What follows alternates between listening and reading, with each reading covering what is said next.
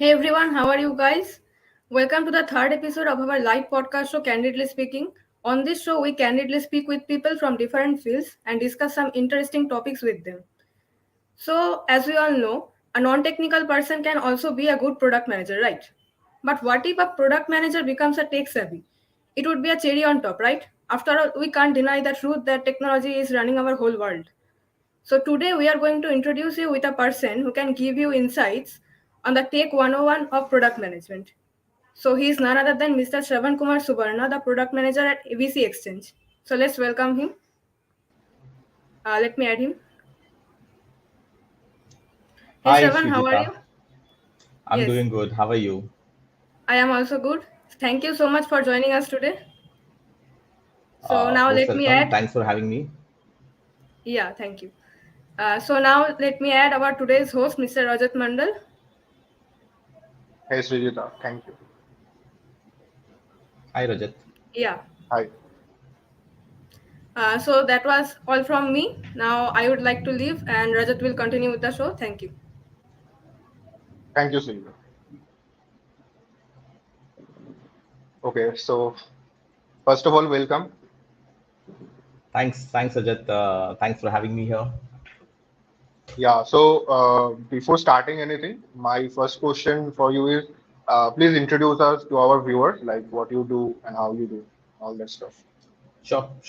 So I'm Shravan, and I'm currently product manager at ABC Exchange. It's a UK-based firm into private equities, and my journey started back in 2013 when I was joined in as a research analyst in a company called Decimal Point. It's a Mumbai-based company. So it was a financial company, financial research. We used to do create fact sheets and stuff like that.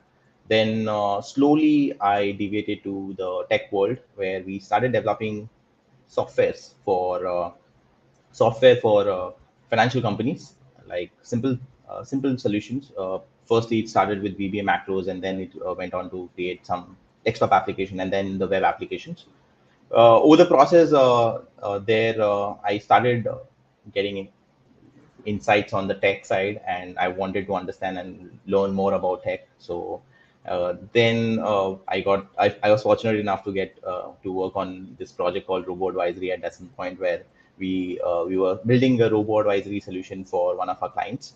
Then from there, the entire journey shifted, and I started liking more of tech. And then I got an opportunity at Glide Invest, which is a financial company, wealth management, into wealth management. It's backed by Motilal Oswal Group. Uh, it's uh, it's a portfolio management service and stuff like that. So we basically do the entire wealth management via app itself. So there I was a product manager. So I used to take care of everything from design to tech to I mean not tech. I didn't write coding and stuff like that, but the product manager's role on understanding what would suit our customers and stuff like that. And then eventually ABC Exchange happened, where we are building everything from scratch. It's a zero to one journey where we build the entire platform for private equity folks. So yeah, I mean it's been that kind of journey. That's being said about me, but what would I would also like to add here is that you folks are doing great.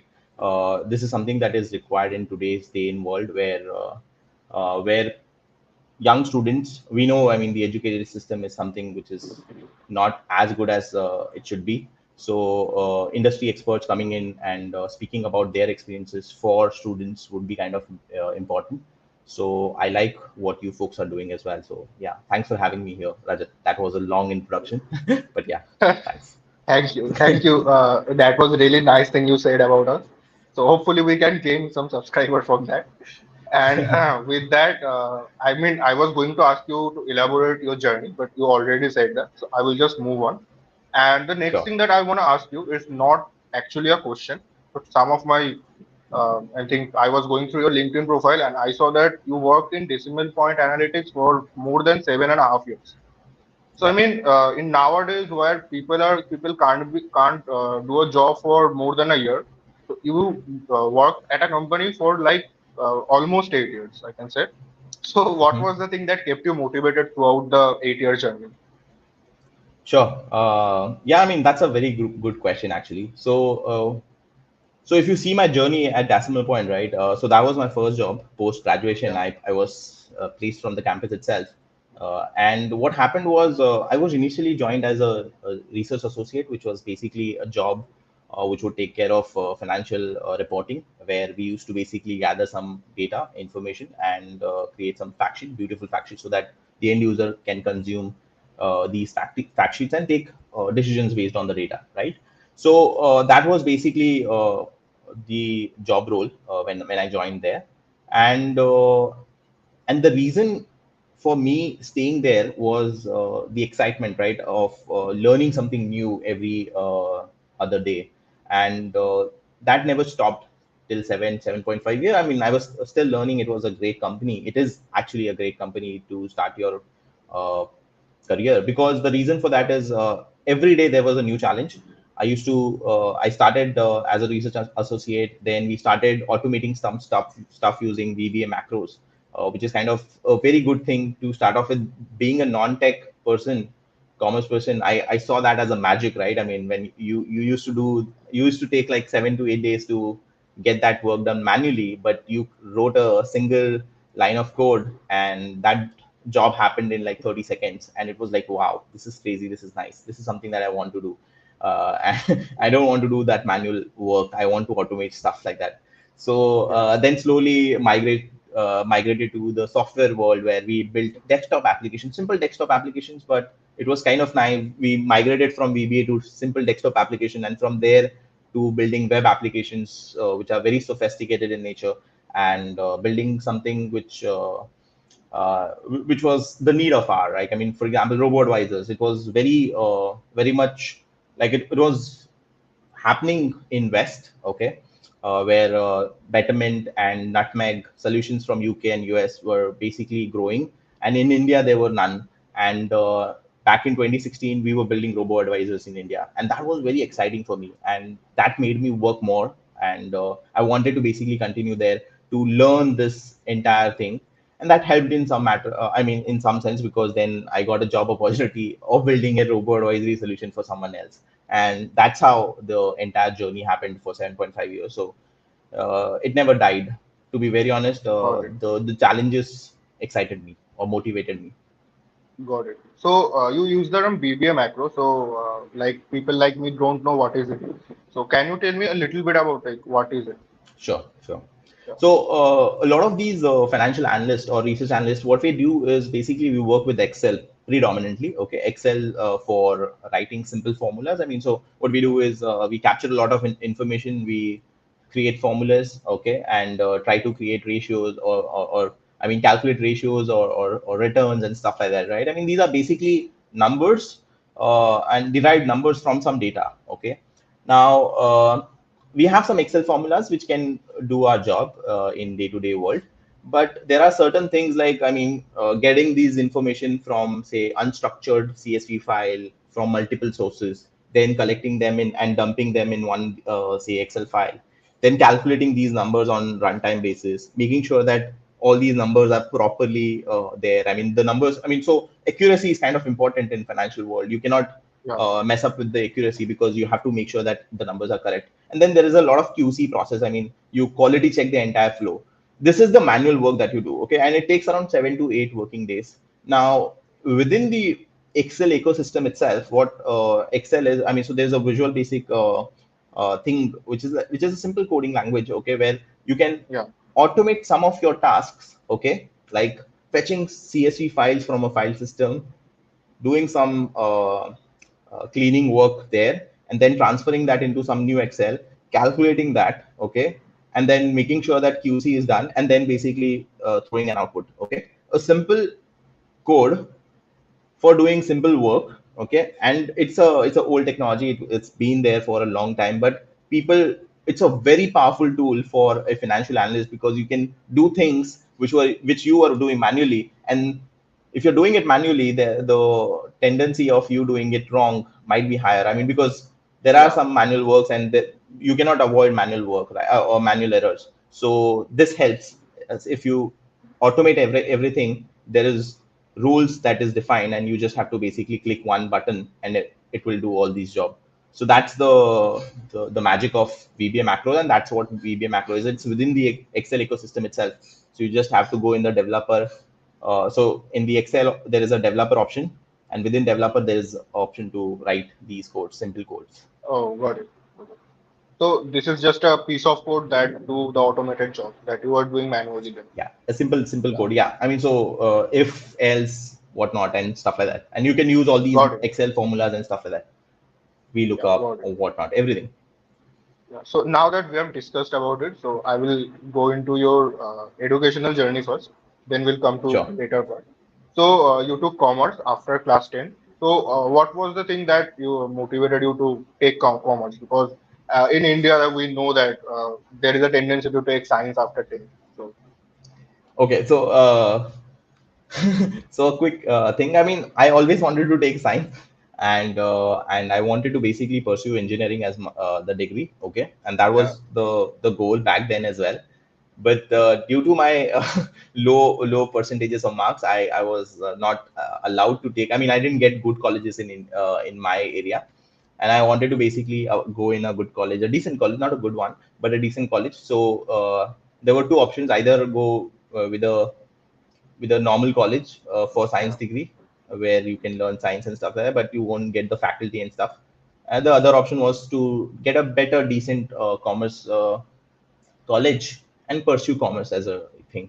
And back then, to be very honest, I grew up in Navi Mumbai, which is in Mumbai, but outskirts of Mumbai.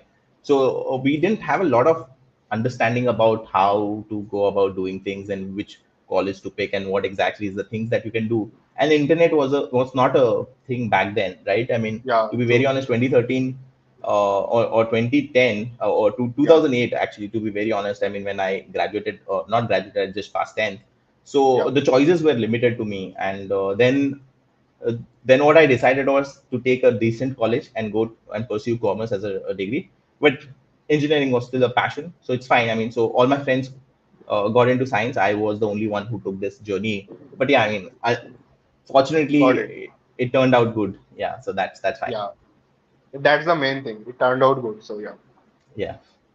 Yeah, so after that, I was asking question from your LinkedIn profile, as you know. So there is this thing. So between 2010 and 13, you did two degrees. One in management studies, one is business administration from two different colleges.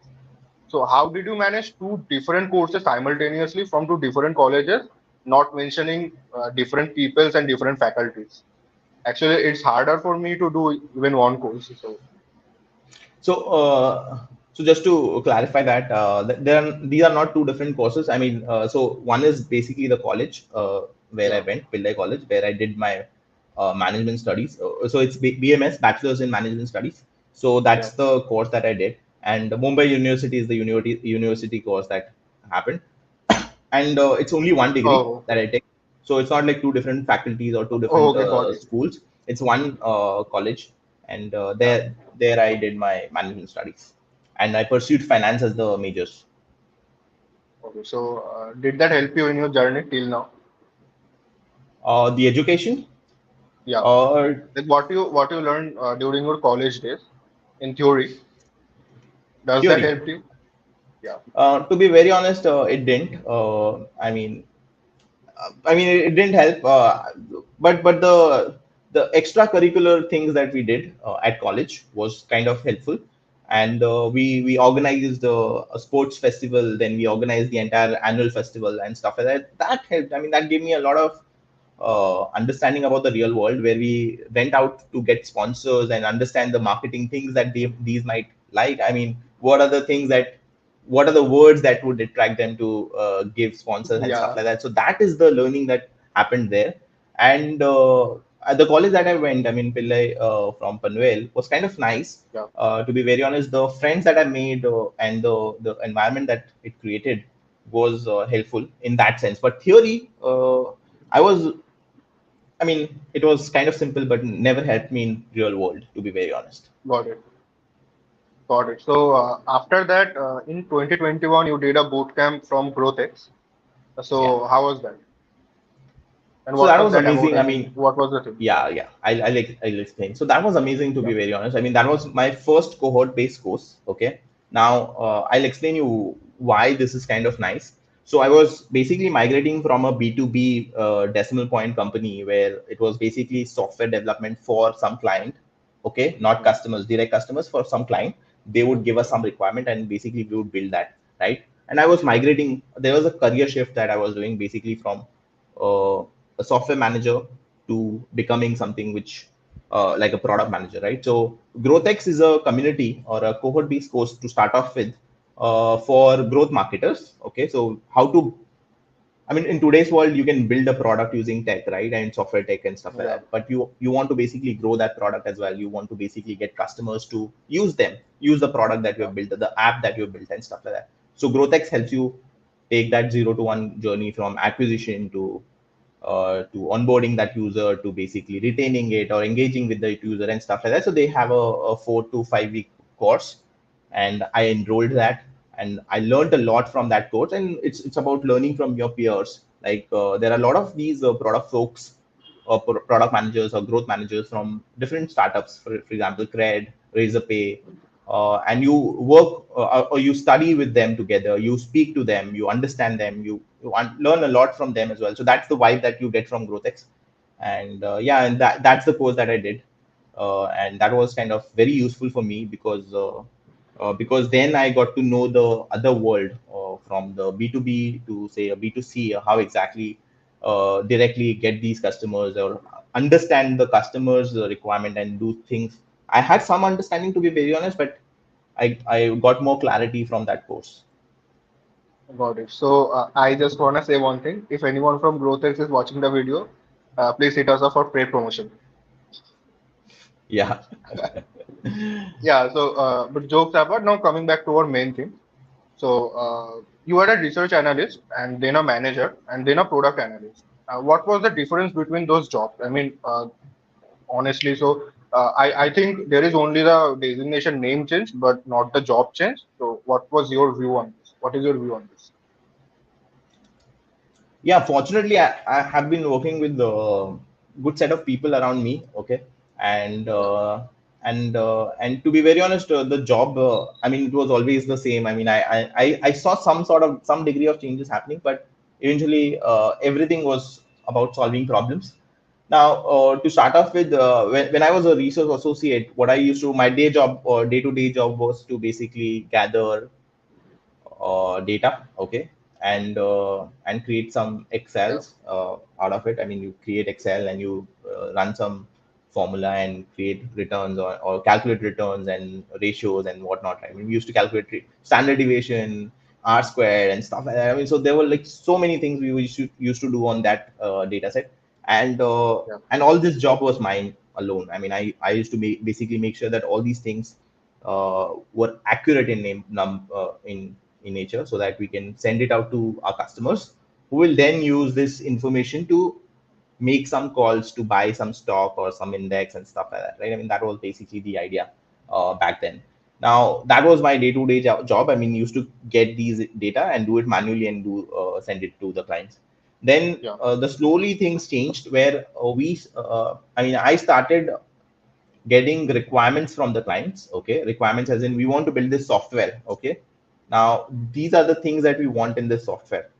Okay, again, this it was like it was vague in nature. Okay, so to be very honest, the requirements were vague. Now the Yeah. software team that we have were not understanding these vague requirements. So my job was to translate that. Okay, so get that vague requirement, ask good questions, and translate that into, say, something that the software developer would understand to build that product. So that was the journey in the second phase, where I used to basically be a translator. Okay, and would add something value added from my end as well, right? I mean, okay, this is something that you want, but these are the things that you would add value to the thing that we are building. Okay, so that was basically the second time where I was basically getting and speaking to this. The third job, I mean, as a product manager, I used to do a lot of things. I mean, I started learning. I mean, to be very honest, the idea here was to basically be a pseudo founder. So think like a founder, like understand your customer base well, what your customer wants, design for them. Okay, so it starts from designing the entire software, like I mean the experience entirely. So you want to design that experience, you have to be part of that. So I was actively involved in the designing process as well.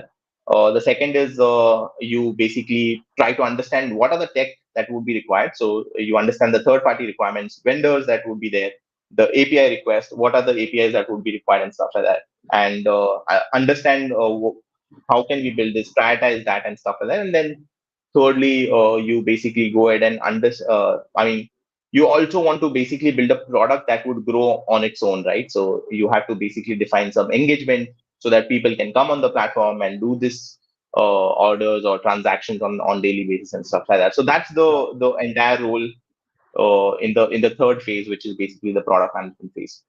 Yeah, I mean, so that's the three level of things that I did. I mean, I'm not sure if I've answered your question, but that was the day-to-day work. Yeah, that was Yeah. exactly my question. So now, as we have moved into the tech terms, like you said, API and all. So there is this thing. Like I have worked with like 4 or 5 product managers till now, and none of them had a slight knowledge of technical terms. Uh, Rest aside API and all. So the thing is, when I started working with you, I mean, now as I said it, I have to tell it because we are working for like 3 months now. So from when I started working with you, I came to know that you know everything. I mean, almost everything that is required, like EC2 servers, Docker, deployment, cloud, etc. All that thing, Figma and all. So, what was the thing that draw your attention towards tech? Hmm. I mean, it was it a work need or was that thing actually in you? Like you had this, बोलते ना लोग technical कीड़ा, that kind of thing. So, what was the thing? Yeah. Yeah.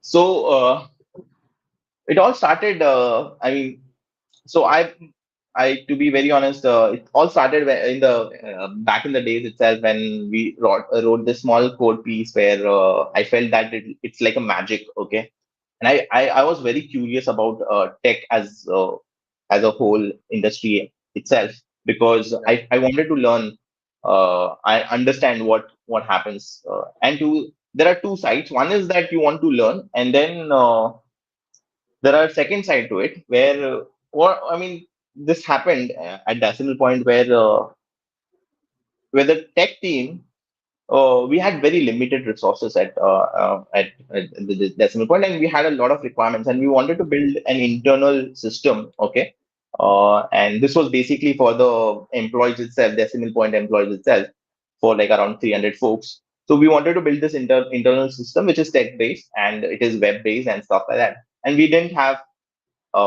like a resource sitting free for working on that particular project. Okay, yeah, now that was one of the opportunities that was there. Okay, and to be very honest, I never, I mean, in my life, I mean, I did some VBA coding and stuff like that, but before that, I was not aware of a lot of these terms. But then that software was an opportunity for me to basically grab that opportunity to build that software on my own. Okay, I mean, going through this YouTube videos and stuff like that, and learn in the process itself. I'm a big believer in doing or learning from doing thing. I mean, instead of going through a course and stuff like that, I want to basically build it on the side. If I'm building yeah, it, then I'll be able to learn that or absorb that in a greater sense. So that's the idea, and that's basically, uh, I mean, ignited the kida in me that okay, I should now learn things. Okay, yeah, now.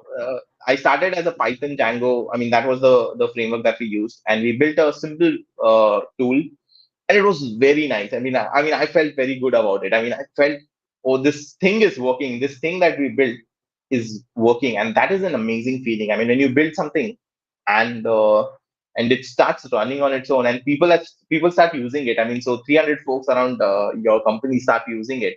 It's nice. It's very good to know that okay, something that you've built is used by so many people.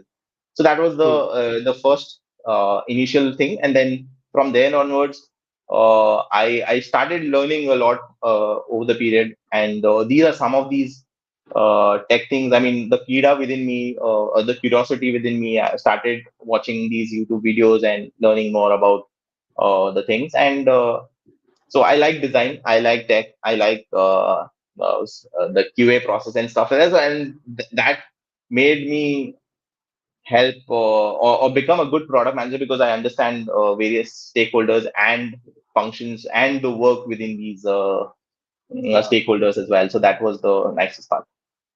So just to clarify your statement, like I mean, I can say that you are a whole team yourself, but the thing is, knowing the process helped you in your journey, like what is happening Yeah, in the design process, in the development process, in the delivery yeah. process. Yeah. I Okay. might So be not good that. in any of these, not the best of the world, but I know the process of what is happening there, and that helped me in my journey. To be very honest, yeah, Yeah. So that is a really good thing that a product manager should know about the yeah, product itself. Yeah. yeah. So Right. after that, I have this question like you know programming languages and all, but if you didn't knew anything, so would that be a difficult for you to be a product manager, or is it okay to be a non-tech product manager? Yeah, it is okay to be a non-tech product manager. You don't have to code, okay? So you don't have to necessarily code because you would have a tech team in ideal scenario who will basically help you build that. You should have a good product and business sense, but it is good to know the tech behind it, the problems, the processes, the things that might go in the background. The things is like, I mean, why is this simple feature taking so much of time? Is something that you should know, and Yeah. it should not be assumed that okay, that somebody is saying this, so you should agree on it. I mean, you should understand the reasoning behind it. So that's the important part. You should not know the coding. You should not do it. I mean, if that is not your forte, you should but understand tech or the process itself. Actually, the thing is, I wanted to ask is, I mean, for example, take an person who don't know anything about coding. He doesn't did coding in his entire life, so he don't even know the terms. Okay, so if you wanted to be a product manager without knowing or learning anything new, so can he pursue that? Yeah, so there are these different domains, okay, Yeah, from where we have seen product managers. So for example, somebody who's a designer, okay, from background have become a yeah, good product manager. Somebody from a tech can also become a good product manager. Somebody from a testing QA field yeah, can also become a good product manager because they know that domain. And see what happens is, to be very honest, from a product manager perspective, right? hmm, I'm not saying that you should know tech or coding. I mean, if you're working for a tech company, say for example, app development, you should yeah, understand the tech, but not the coding itself. I mean, you don't have to necessarily have that background of coding to become a product manager. Okay, it's not the bare minimum requirement because there are these companies where you might do well just by knowing the entire domain, understanding, and then basically helping the tech folks to build that product for you. And that would be kind of a great thing to do. I mean, if I've answered you properly, did you understand? I yeah. mean, was I Yeah, able to I got answer your that? point. Yeah. So knowing, Yeah, I mean, knowing the behind the scenes is good. You don't have to learn the languages and all. That's the thing you yeah, want yeah, to say. don't. Yeah, Yeah, I got exactly, you. Yeah. exactly. So the next thing that I want to ask you is, if someone is already a product manager without any technical knowledge, and he want to know about the technical things like you know, so if he comes to you and wants your suggestion, so what you do suggest him? From where he can start learning about the tech? Hmm. So, say a product manager is already there. Okay, somebody Yeah. who's been there. Uh, who's already a product manager and wants to learn something in the tech side, the first thing that he can do is start asking good questions to your tech lead or tech team. Okay, understanding. Don't bother them with their time and stuff like that, but understanding behind the scenes. So, for example, understand the database and the data systems and how exactly the designs, the database design has been done and stuff like that, and try to understand some basic stuff. Okay, like what happens is if you're in this tech-based product manager, if you're a tech-based product manager and you want to understand certain things, you have to firstly understand the entire database architecture and what has happened back there. Okay, That would be like Yeah. the first way. I mean, directly asking the tech team and stuff like that. But if you don't have that liberty of asking directly to your team and stuff like that. But what you can do is there's one book called Tech Simplified by Deepak, I guess, which is kind of a nice Yeah. book to read. You can start reading that book as one of the starting points, okay? And then over the period, what you have to do is, I mean, you have to understand. You don't have to basically do the entire coding and stuff like that. You have to know bare minimum, like asking good question, reading technical documents, making these decisions where you want to basically take a decision to either build this particular piece of feature or buy directly from someone who's basically a third party vendor. You have a lot of these no code platforms available where you can do some basic things for your help. And then the system designs as well. I mean, the entire system and how exactly you build the APIs and non APIs, the services and stuff like that. So all these things would come later on. You start with the book called Tech Simplified. You will basically understand the entire flow. That's the idea here. Yeah, got it. So that was really nice. I mean, that can help a lot of people. So, I mean, we have talked a lot about the journey so far. So I will now ask you an off-topic question. So Sure. there is this guy, yeah. So you are active on Twitter and LinkedIn. I mean, I saw you there. So I think I am assuming that you know about the moonlighting situation that is going on. People are getting fired and all. So Hmm. what is your take on this? Like Wipro just fired 300 employees. So what's your take on this? So to be very honest, my take is that in India, right, or anywhere in Yeah, the world, a lot of these companies are expanding their businesses in a very off manner. I mean, so the entire thing is, I mean, money was available. I mean, the funding was available, and the entire thing was focused on growth. Okay, like I mean, they wanted growth for their business, and these investments, when they come from external sources, they they basically take you off track, and they the only thing that they want is basically growth. Okay, when you have these expectation of growing or doubling your businesses every now and then, you want to basically get as many resources as possible, and you basically want to march towards growing or taking that path of growth, which is kind of scary. Okay, and then if you don't have the right market or the right set of audience and Indian content, I mean, so I'll give you some. I have some data points in here. In Indian context, if you go in the wealth management or wealth industry, where I was like basically at the Glide Invest, right? So I used to work yeah, for this financial sector. So financial sector, maybe we don't, if you see there are like 140 crore population in India, to be very honest, and you can see that that is the market size that you have, but you don't really have that yeah, market size, to be very honest, because people don't have surplus to invest. Okay, people don't earn that much. Okay, only 10% of the population actually earn more than 25,000, which is kind of scary. I mean, we don't have, if you have just 10%, which is basically 14 CR population earning more than 25, and then there are less than 2 or 3% population actually paying income tax. So they have actually the surplus to invest. So, and then there are a lot of incumbent, I mean, there are a lot of players out there who are already doing these kind of businesses, who have acquired a good set of audience and market share and stuff like that. So you're competing against them. And if you get external funding to grow your business in this market where you don't have a lot of audience, then then you might go wrong, and then there might be things like in future where you have to basically let go of some of these resources, and I feel that's not something that one should do. One should take calls not just based on guts and numbers and stuff like that, but growing business along with your entire employee base or the team itself and the family that you've, I mean, who have built this product together, is something that I prefer in. I don't like letting go people, but yeah, I mean, there are unfortunate calls that people and founders have to take at times, so that we cannot do anything about. But yeah, I mean, I don't know. I mean, that was the. I mean, so that's my take. I mean, I'm against it. I mean, I don't want to let people go. But yeah, I mean, that's something that the founders have to do. In case, I mean, Wipro, I'm not sure. I mean, Wipro is a big company. I mean, so Actually, They they fired people because they were taking another job after their 9 to 5 job.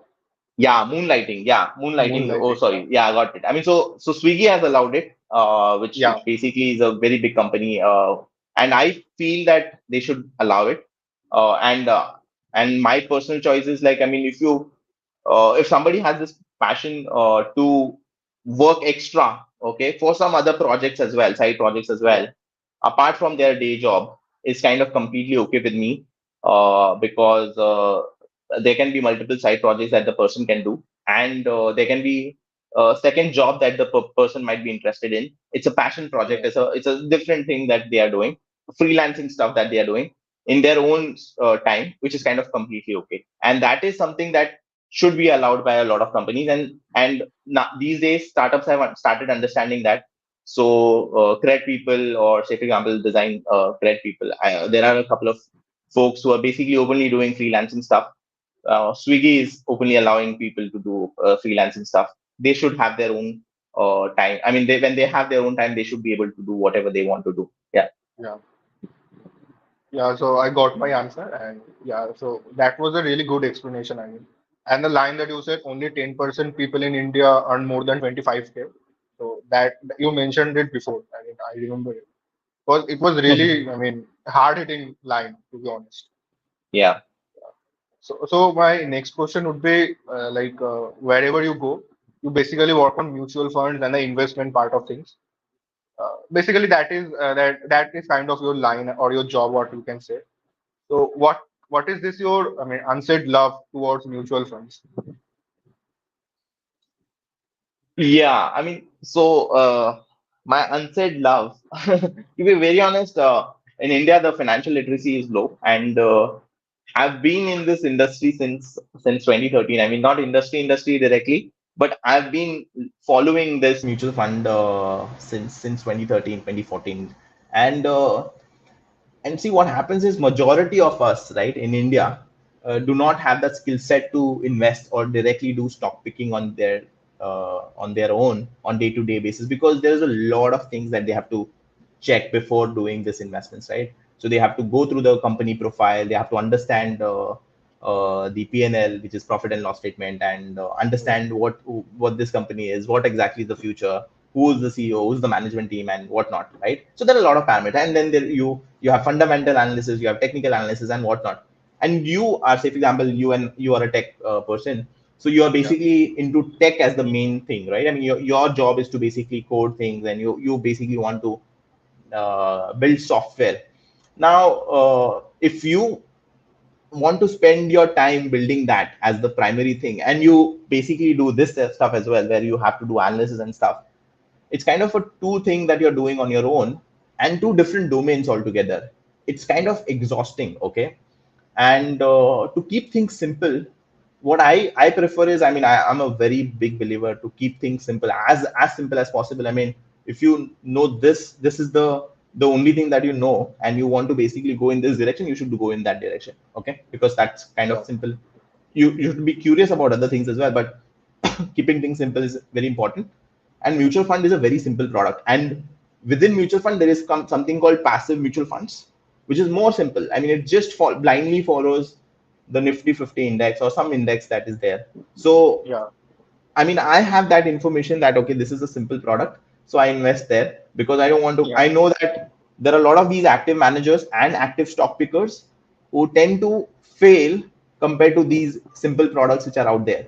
So that's the reason I love mutual funds and passive mutual funds, and that is something that we used to do at Glide Invest as well. So it was basically I mean, my passion for passive funds and love for simple products in in the product that I was building there. got So it. yeah, So yeah, actually, you gave me some. I mean, you gave me some. What can we say? Uh, Give me some funds suggestions. that where I can invest. Yeah, You gave me some suggestions, and anybody who is watching this, he can hit us up for free suggestions, and it was really good. for I sure. mean, For sure, yeah, but I mean, there are these friends in India. What happens is a lot of these advisors are basically friends who are recommending stuff, yeah, and they basically prefer going to their friend and asking someone who they trust. that okay, hey, Yeah. I want to invest, where should I do? And that is something which is fair. And if you want, I can give you as a friend recommendation, but I'm not a certified certified investment recommender. Certified. uh, Certified. yeah. Yeah, so if you want, I can always share. Cool. Yeah. With that, we are almost at the end of the session. So this is a very important question that I ask to all of our guests. So if you can Mhm. go back in time with all your knowledge and experience, would you be willing to do anything differently than you already had? Okay. Anything differently? Okay. Yeah. So I have done a lot of mistakes in my life. Okay, it's in the career. Okay, not in personal choices. I'm not trying to, yeah, but I mean I've made a lot of wrong career decisions, and I've made uh, I mean I've always delayed the learning process. I mean I could have done it earlier, but I've Yeah. delayed it. But eventually everything turned out well. Okay, and it happened as per the plan, that as per the God's plan. But I don't know. I mean, if but it happened. To be Yeah. very honest, if I want to go back and change something, I would not do that now. But yeah, I mean, because I have the hindsight information that okay, it turned out well. But back when if I had chosen say science as the majors and then engineering as the thing stream, Yeah. that would have changed the entire way of looking things and seeing things differently. But yeah, I mean it turned out well, so I don't want to change that as well. So that's what I want to answer. Got it. So it would be a new timeline itself. I mean, if you have taken science. Yeah, exactly, it would be a new timeline and everything would be different. Yeah. I don't know how exactly it would have turned up, but yeah, it would be Maybe kind we of won't have interesting to this, know. or maybe we won't have this episode now if you have taken science then. Exactly. Yeah, Yeah. maybe. And maybe I was a software developer somewhere else. Yeah. I don't know. I mean, that was completely. Yeah, there is a But yeah, really I mean, high I would like possibility to of go that. back in the time. Huh? There is a really high possibility of you being a software developer in near future. Now also. Yeah, I am saying it. So we are doing this together, right? So I mean, yeah, it is fun to code and Yeah. stuff. But I'm, to be very honest, not the best out there. There are these super coders or super uh, programmers out or developers out there, software developers, who are doing a great job. And I don't want to basically be that guy who they eats up their job. But yeah, I mean, to be very honest, coding is fun, and Yeah. I would do that uh, forever. I mean, I think I'll be coding. I want to basically contribute to some open source projects as well.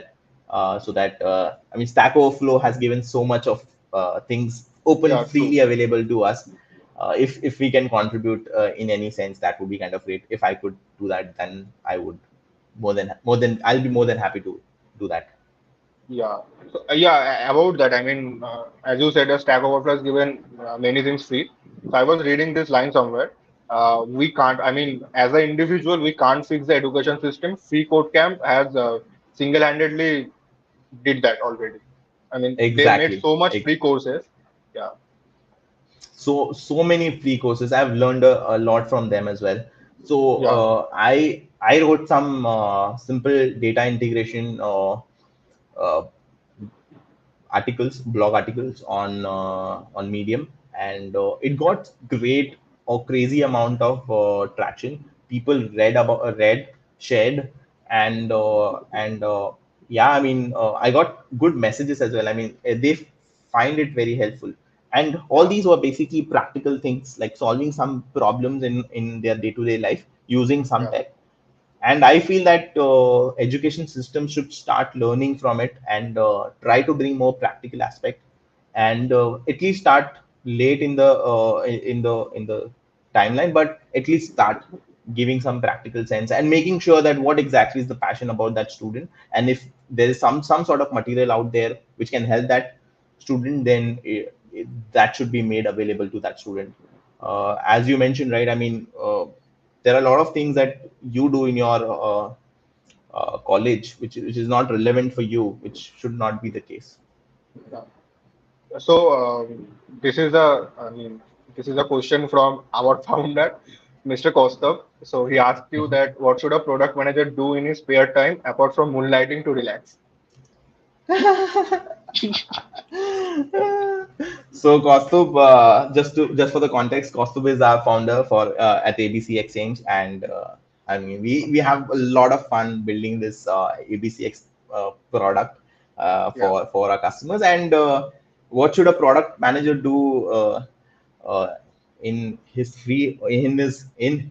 or her free time is like okay. building some side hustle or a project or passion project. I mean, I don't know. I mean, it's crazy.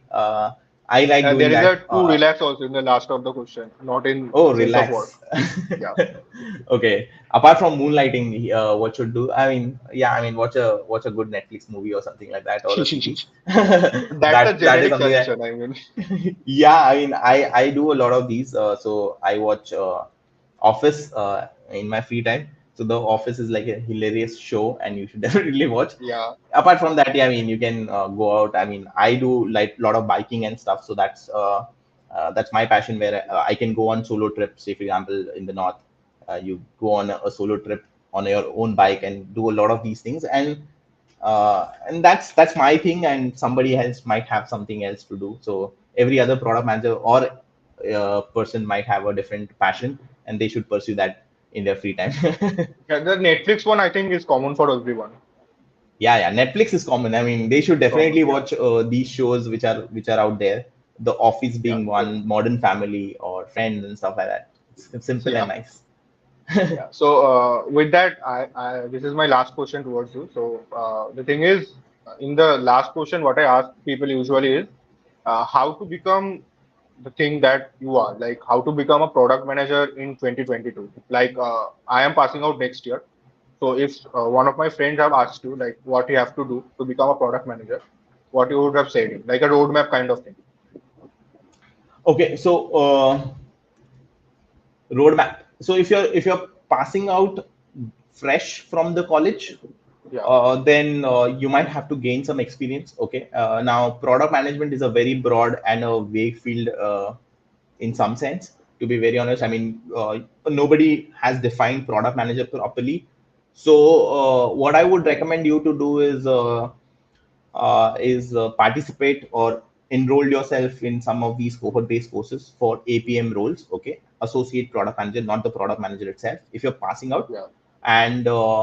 and apply for internship at some of these good product companies, okay, out there, and try to basically learn from doing stuff, okay, like building stuff, solving problems, and understand the domain in some sense, and be a actual genuine problem solver.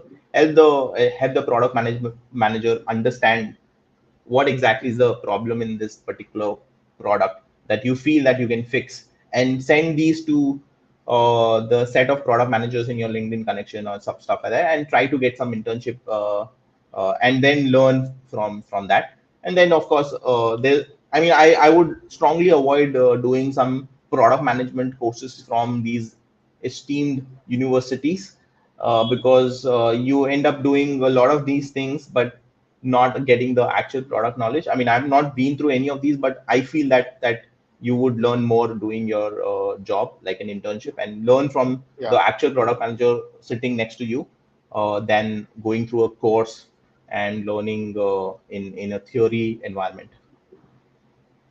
I mean, So that's yeah. like a very vague or a, or a vague answer, but I mean that's what I would do, and I would suggest you to do as well, like going there, solving the actual problems, and doing your work on your own. So Perfect. actually, the thing is, I mean, Mhm. people say that go out to connect with people, ask them about a referral or get internship by talking to people. So the thing is, Mm. getting the first internship is the hardest job that one can ever do. I Mm. mean, the Yeah, first thing true. that you don't have any experience, if they haven't done any, I mean, project, then that is also, I mean, in negative. And in product management, there I don't think there is any project that one can do. Like in technical field, one can build something, but in product management, there is no project. So, what I would you mean, suggest about the first internship? So yeah, internship. Okay, so to answer that question, that okay, to get that first internship is hard. Okay, uh, and uh, and to be very honest, yes, it is. It is hard to get that connection and to get that right.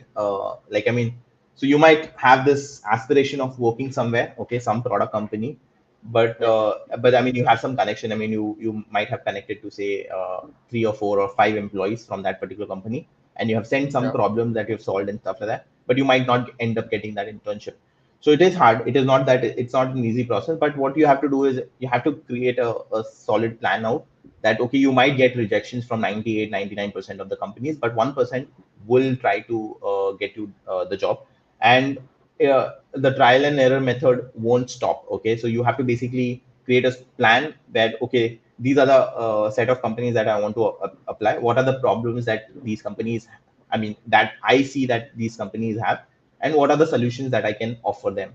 Okay, and you basically create a case study out of it and send these to the right connections. Okay, like I mean, for example, identify the head of products in these companies, and a lot of these Yeah. companies can offer you paid internship. Okay, a paid internship is something. I mean, for example, if somebody was interested in doing paid internship at Glide Invest, you'd be more than happy to have him. And that is if they would have actually sent us a case study solving some problems of ours, Yeah. right? I mean, so True. that's the niche that you have to identify and do that. But to answer the second question, I mean, the second question was about. So what was your second question? Sorry. So It you was had two like, questions. yeah. So it is hard to get the internship. So how to approach people for that? And I Hmm. mean, after completion of the first internship, if someone is getting a PPO from that company, should he take it or should he try something better? Or Hmm. So, yeah, I mean, it's again a very depends question. I mean, it depends again. That's the scenario based question. yeah, So, true. what happens is if somebody is interested in